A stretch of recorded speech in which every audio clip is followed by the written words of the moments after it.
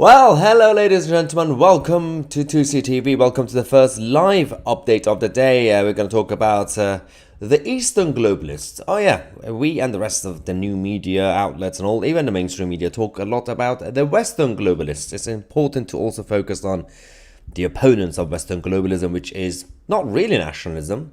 If you think that's the case, it's wrong. It's actually Eastern globalism. Anyway, hello to everybody in the live chat. Let's start by talking about the Islamic occupation of Iran, because the appetite is getting a little bit bigger, and they think that they are playing with the big boys in the big league, even though they are absolutely wrong, only because they have the backing of the CCP in Beijing and to an extent in Moscow. We're going to talk about all that and what the Iranian regime are saying, which is about leading a new world order. Let's get on with the show.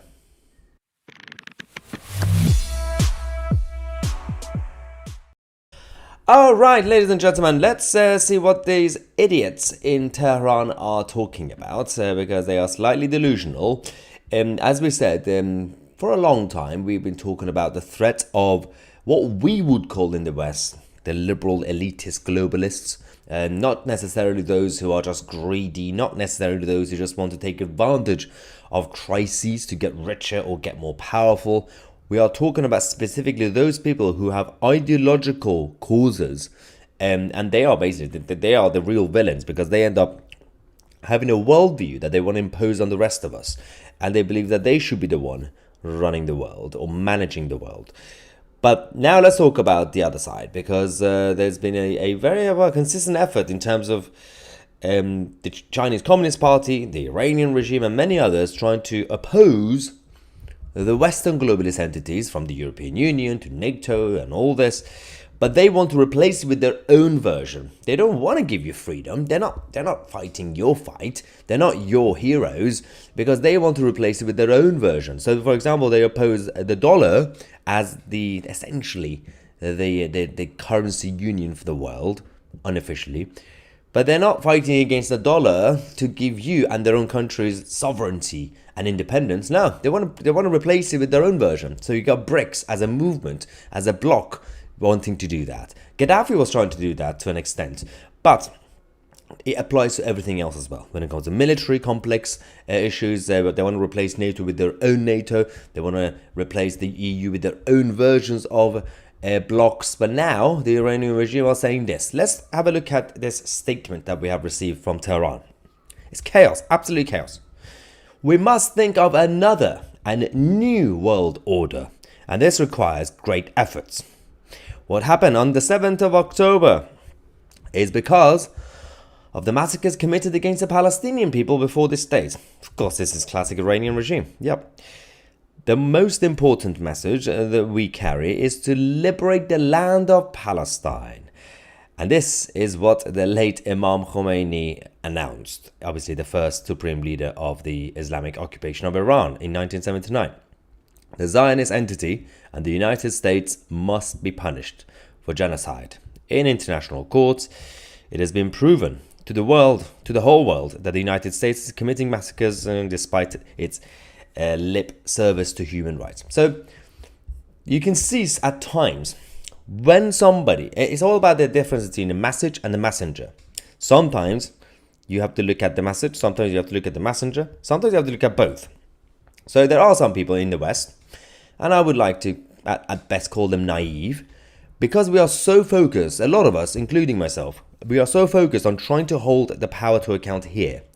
Whether it's our prime ministers or presidents, whether it's the powerful people, whether the philanthropists like Bill Gates, Klaus Schwab, George Soros, and all the other, Tony Blair, who wants to still come back to frontline politics. We're so focused on talking about those guys that when some nutter from the other part of the world come and says partly the things that we also see, some people in the West then fall for them, saying, yes, they are so right about what America has been doing all these years. I'm like, yeah, we know that. I know that, you know that.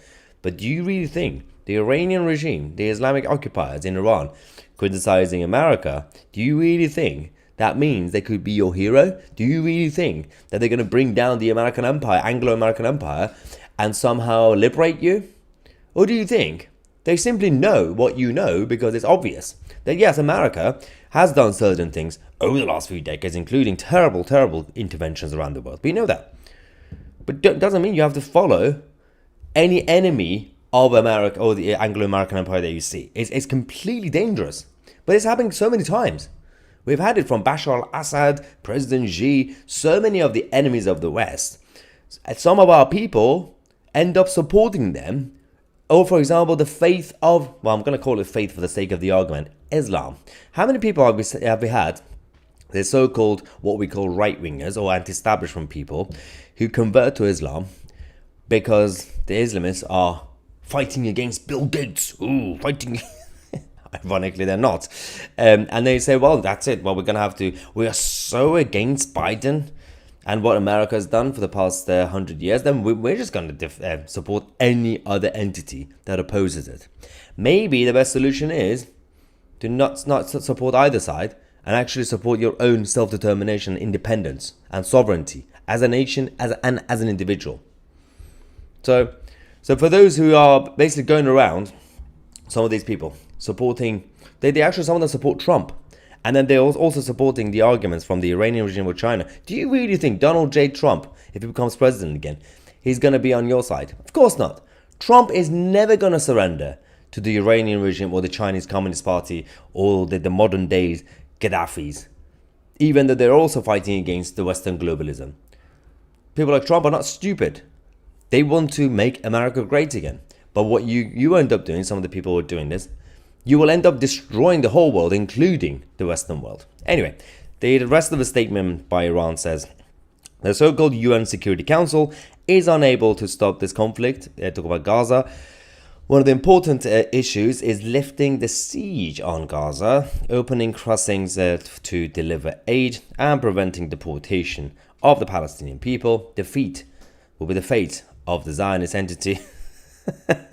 Gaza must be led by people from Gaza. Really?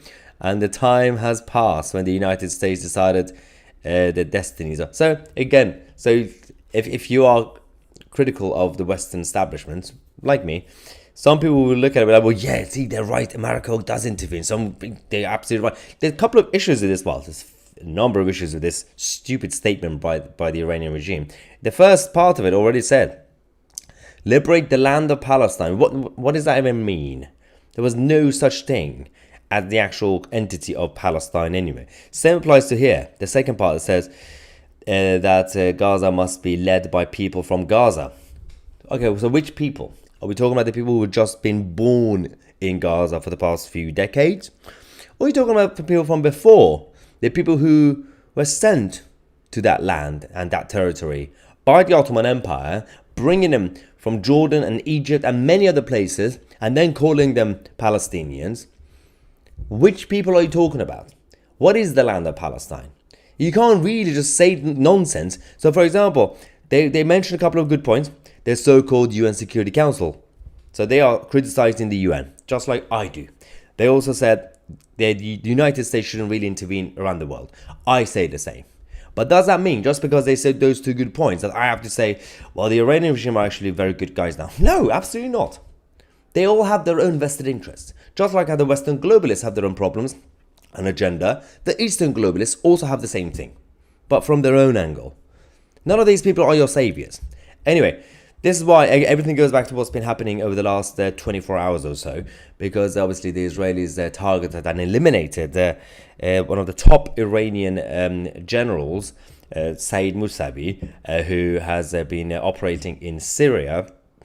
He's actually, again, not many people have been talking about what happened yesterday, a couple of days ago about this, compared to when they talked about Qasem Soleimani, where that Trump obviously eliminated him, and both of these guys have now been sent to meet their 72 virgins, so congrats.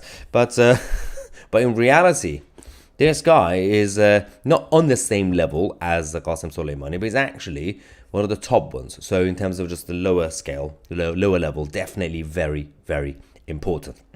All this is because of this. Now we have retaliations. So reports of thousands of Iranian militia forces being deployed in the area near the Israeli border.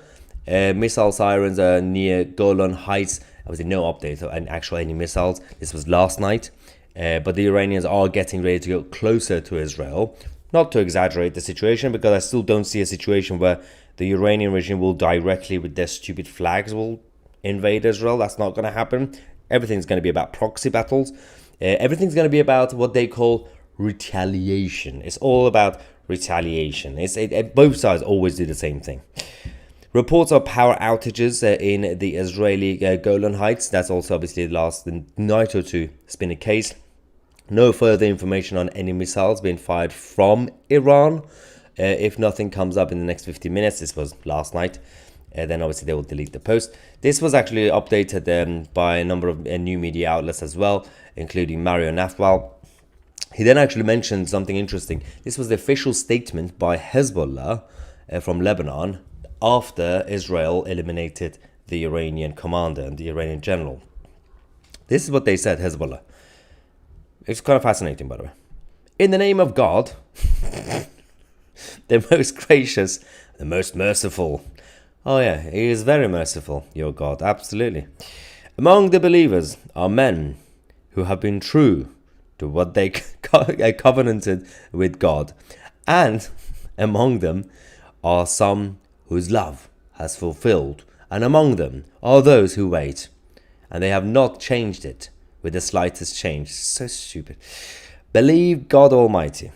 This Monday afternoon, 25th of December 2023, the Zionist enemy committed a new crime added to its record of crimes and attacks, which is the crime of assassinating the dear brother, Brigadier General Saeed Radi al-Musabi in Syria, who was working as a military advisor there. I love how they make the title sound so sexy. Oh, a military advisor. The guy was literally a complete guerrilla campaigner, like a street fighter, but with guns in Syria.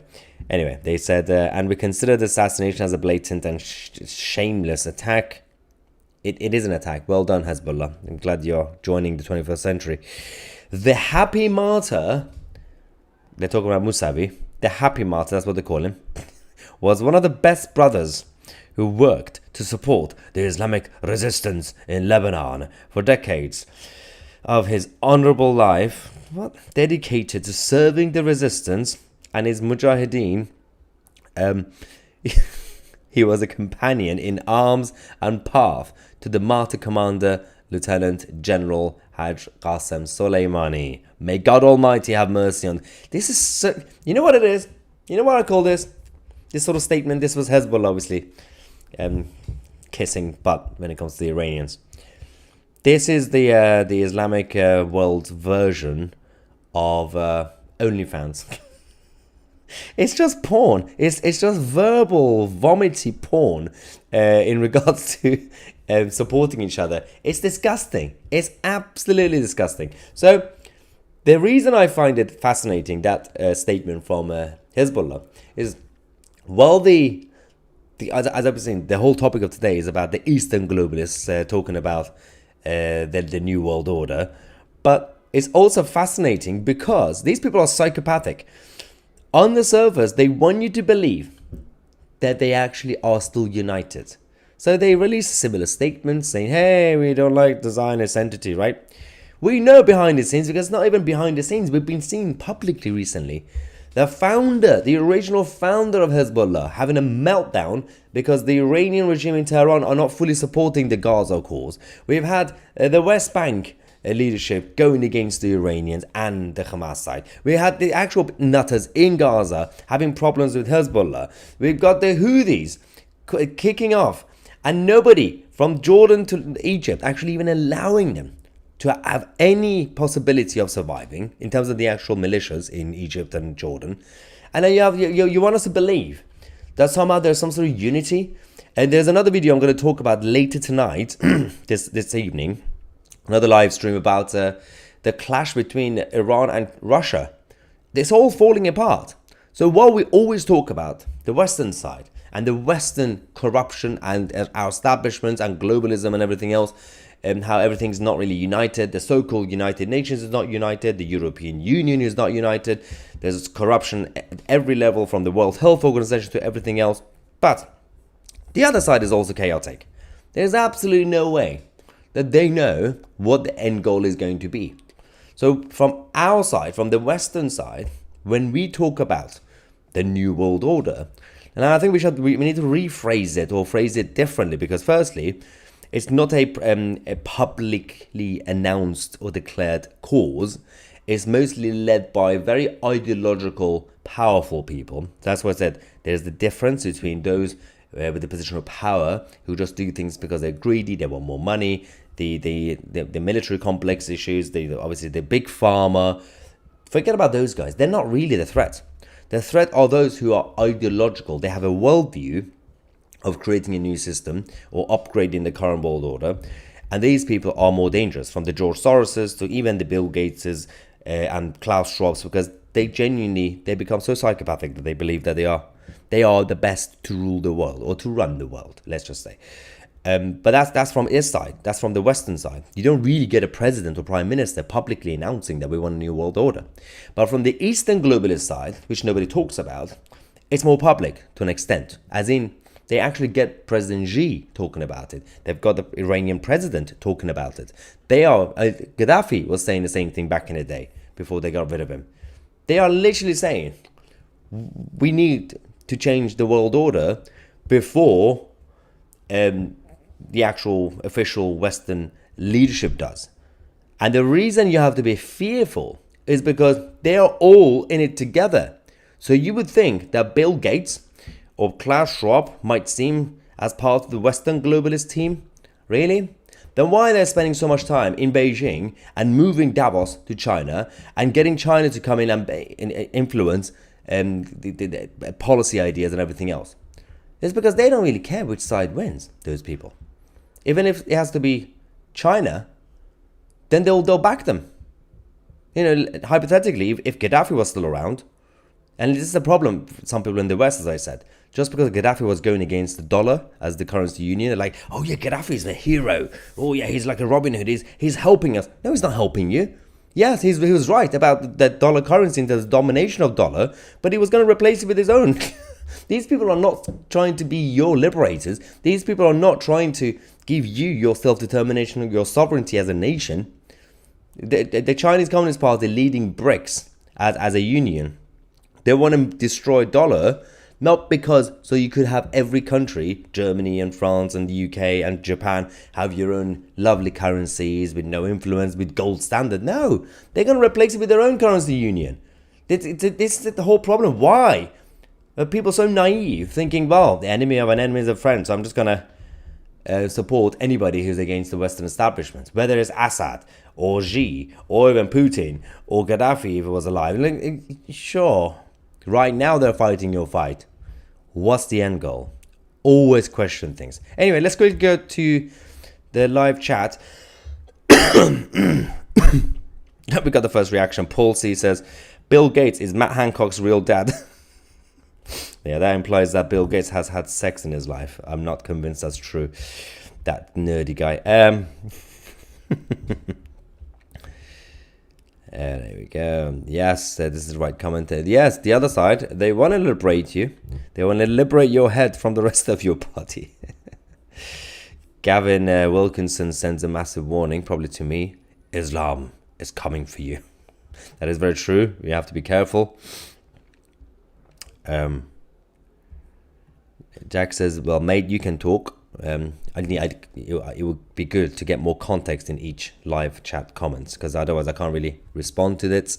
Sandra says, Europe has been moving production to China for decades. The monetary benefits are important. Absolutely. And the thing is, the problem is now the addiction has happened.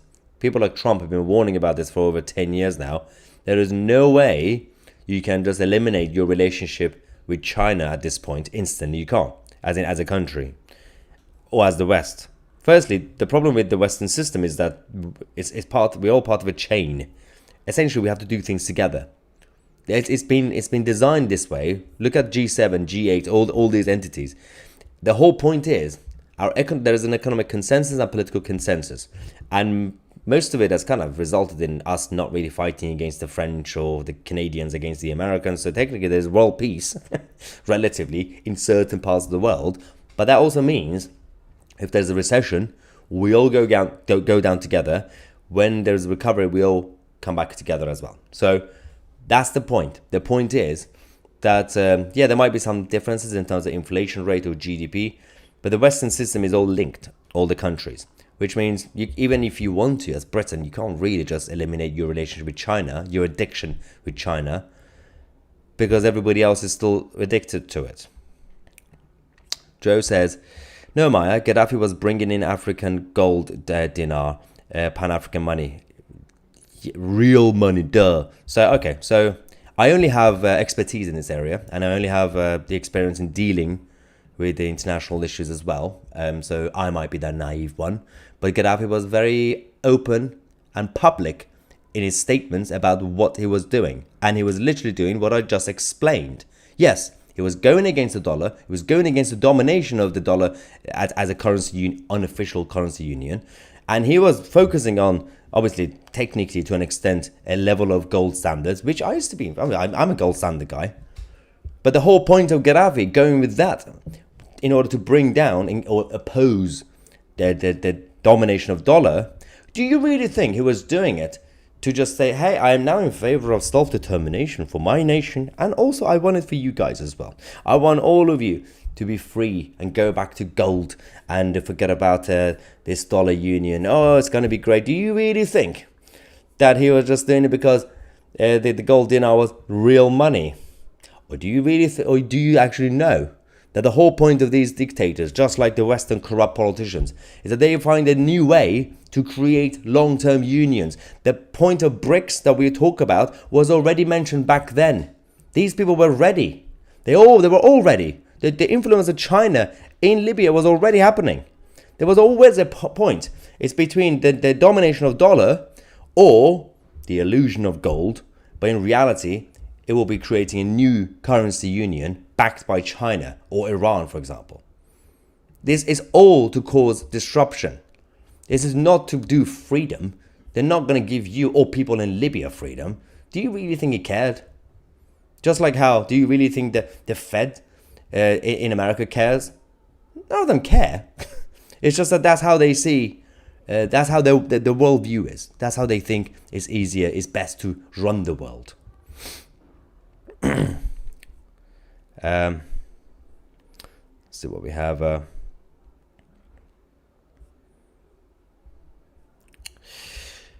We have now is the time to lock down all of the immigration and start being very hard on the illegals and the hate speakers. Yeah, that's a good point.